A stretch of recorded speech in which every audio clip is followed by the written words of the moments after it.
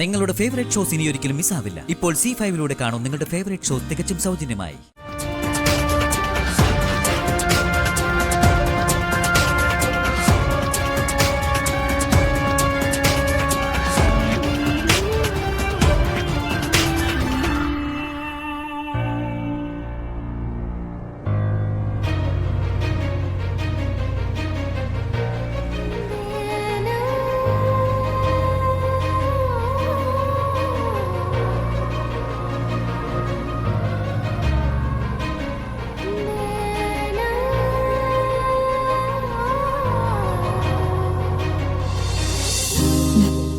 ഞാൻ നടക്കട്ടെ.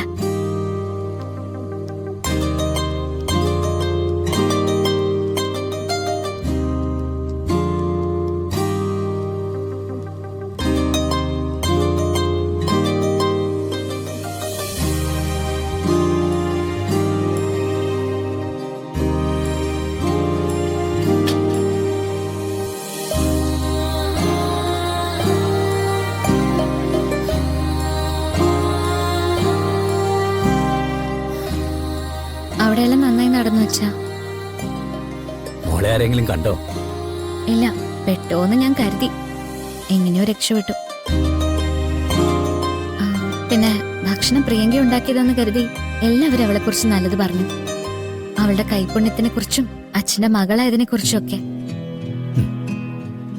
യഥാർത്ഥ കൈകൾ ഏതാണെന്ന് അവർക്കറിയില്ലല്ലോ.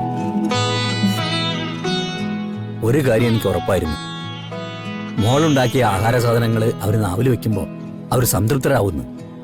പ്രിയങ്കയ്ക്ക് കുഴപ്പമൊന്നുമില്ലല്ലോ അച്ഛാ, എനിക്കത് മതി. പക്ഷെ എത്ര കാലം? എന്നും നിനക്കിങ്ങനെ ഭക്ഷണം ഉണ്ടാക്കാനും കൊണ്ടുപോയി കൊടുക്കാനൊക്കെ പറ്റുമോ? അവളെ ഞാൻ പതുക്കെ പഠിപ്പിച്ചെടുത്തോളാം അച്ഛാ.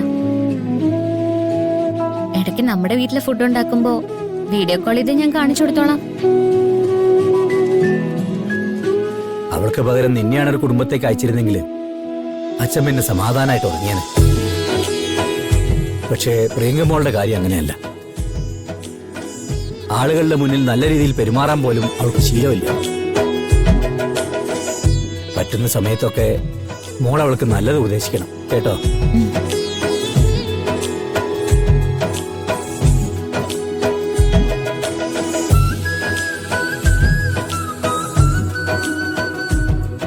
ഇവിടെ നിന്ന് ഷൂട്ടിങ്ങിന് വന്ന ആളല്ലേ?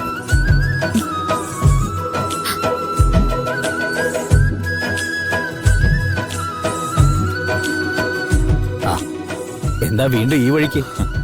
ഒന്ന് തൊഴുതിട്ട് പോവാന്ന് കരുതി. ഇവിടെ ഷൂട്ടിന് വന്നപ്പോ ഇവിടുത്തെ ഭഗവാന്റെ ശക്തിയെക്കുറിച്ച് ആളുകള് കുറെയൊക്കെ പറഞ്ഞു തന്നിരുന്നു. എന്റെ ജീവിതത്തില് അതിന്റെയൊക്കെ കുറെ ഗുണം ഉണ്ടാവുകയും ചെയ്തു. അതെയോ? എന്താണാവോ അത്? ഞാൻ വളരെയധികം ആഗ്രഹിക്കുന്ന ഒരു പ്രോജക്റ്റ് ഉണ്ടായിരുന്നു. 1-2 വർഷങ്ങളായിട്ട് അത് മുടങ്ങിക്കിടക്കായിരുന്നു. ഇവിടുത്തെ ഷൂട്ട് ദിവസം ഞാൻ നടയിൽ നിന്ന് നന്നായിട്ടൊന്ന് പ്രാർത്ഥിച്ചു. സത്യം പറഞ്ഞ ഒരു പരാതി പോലെ ഭഗവാനോട് അതൊക്കെ പറയുകയും ചെയ്തു. അന്ന് രാത്രി ഹോട്ടലിൽ ചെന്നപ്പോ എനിക്കൊരു കോൾ വന്നു. ആ പ്രോജക്റ്റ് ലൈവായി. അടുത്ത മാസം അതിന്റെ ഷൂട്ടിംഗ് ആണ്. അത് നന്നായല്ലോ. പ്രോജക്റ്റ് നോക്കിയിട്ട് ഞാൻ ഇങ്ങോട്ട് വീണ്ടും വരുന്നുണ്ട്. എല്ലാ വഴിപാടും കഴിക്കണം. പിന്നെ തിരുമേനി, ഞാൻ അങ്ങേ ബുദ്ധിമുട്ടിപ്പിക്കുകയാണെന്ന് കരുതരുത്. എന്തിനാ അങ്ങനെയൊക്കെ സംശയിക്കുന്നത്? ചോദിച്ചോളൂ. എന്നെ കൊണ്ടാവുന്ന സഹായമാണെങ്കിൽ ഞാൻ ചെയ്യാം. തിരുമേനിക്ക് ഈ ഗ്രാമത്തിൽ എല്ലാവരും അറിയാമായിരിക്കുമല്ലോ. വീട്ടിലാണെ അച്ഛനും അമ്മയും എന്റെ വിവാഹത്തിന്റെ കാര്യവും പറഞ്ഞ് പ്രഷർ ചെയ്യാൻ തുടങ്ങിയിട്ട് കുറെ നാളായി. എനിക്കാണെങ്കിലേ വിവാഹത്തെക്കുറിച്ചുള്ള ഒരേ ഒരു കൺസെപ്റ്റ് ഒരു നാടൻ പെൺകുട്ടിയായിരിക്കണമെന്ന. ദൈവഭയത്തോട് ജീവിക്കുന്ന ഒരു കുട്ടി. അല്ല, അങ്ങയുടെ അറിവിൽ ആരെങ്കിലും ഉണ്ടെങ്കിൽ ഒന്ന് സൂചിപ്പിച്ചാൽ നന്നായിരുന്നു. ഈ നാട്ടിൽ കുട്ടികൾ ഒരുപാട് പേരുണ്ട്. പിന്നെ ഈ വിവാഹത്തിന്റെ കാര്യം എന്നൊക്കെ പറയുമ്പോ എന്റെ ഒരു വിശ്വാസത്തില് അതൊക്കെ ദൈവത്തിന്റെ തീരുമാനമാണെന്നാ. അങ്ങനെ നിങ്ങൾക്ക് ഈ നാട്ടിൽ നിന്ന് ഒരു കുട്ടിയെ വിധിച്ചിട്ടുണ്ടെങ്കിൽ അതേതെങ്കിലും വഴിക്ക് അവിടെ എത്തിച്ചേരും.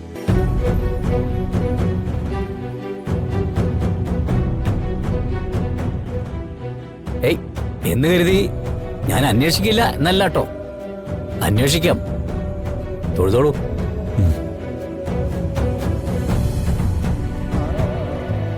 മോളെ, ഞാൻ കാവ് വരെ ഒന്ന് പോയിട്ട് വരാം.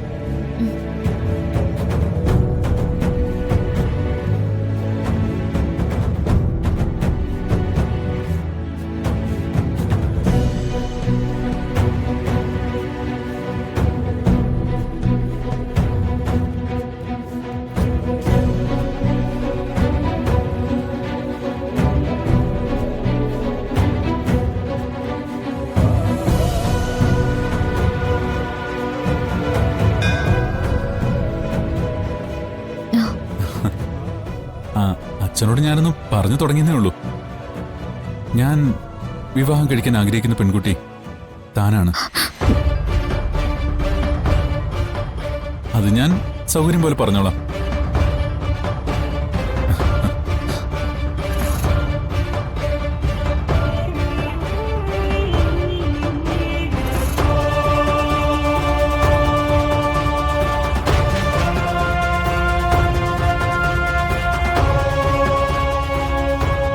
അപ്പോഴേ എന്റെ ആപ്ലിക്കേഷൻ ഒന്ന് പരിഗണിക്കണം കേട്ടോ.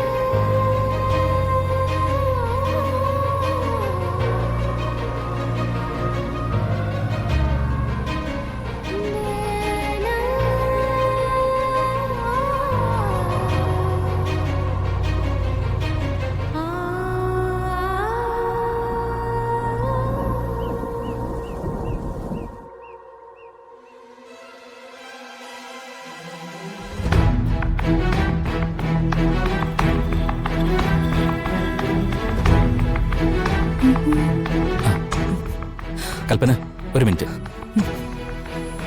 എന്താ? താനിവിടെ ഒന്ന് ഇരിക്കടോ. എനിക്കൊന്ന് കിടക്കണം. ശരി, എന്നാ ഞാൻ കാര്യം എന്താണെന്ന് പറയാം. ഊണുമേശയിൽ പ്രിയങ്ക അത്രയും വിഭവങ്ങൾ വിളമ്പുമ്പോഴും എല്ലാവരും പ്രിയങ്കയെ പുകഴ്ത്തി സംസാരിക്കുമ്പോഴും ഞാൻ തന്നെ ശ്രദ്ധിക്കായിരുന്നു. തനിക്കെന്തിനാ ആ കുട്ടിയോട് ഇത്ര ദേഷ്യം? അവള് തന്നെ എന്തെങ്കിലും ചെയ്തോ? ഞാൻ ഈ ലോകത്തെ ഏറ്റവും കൂടുതൽ സ്നേഹിക്കുന്നത് വരുണ്ണയാ. അത് തനിക്കറിയാം. അവന്റെ ഭാര്യയെ ഞാൻ കാണുന്നത് എന്റെ കൂടപ്പിറപ്പായിട്ടാ. അങ്ങനെ തന്നെ തനിക്കും കാണാൻ കഴിയുമെങ്കിൽ ബുദ്ധിമുട്ടാണ്. ഡൗൺലോഡ് ചെയ്യൂ C5 ആപ്പ്. കാണൂ എല്ലാ എപ്പിസോഡുകളും സൗജന്യമായി.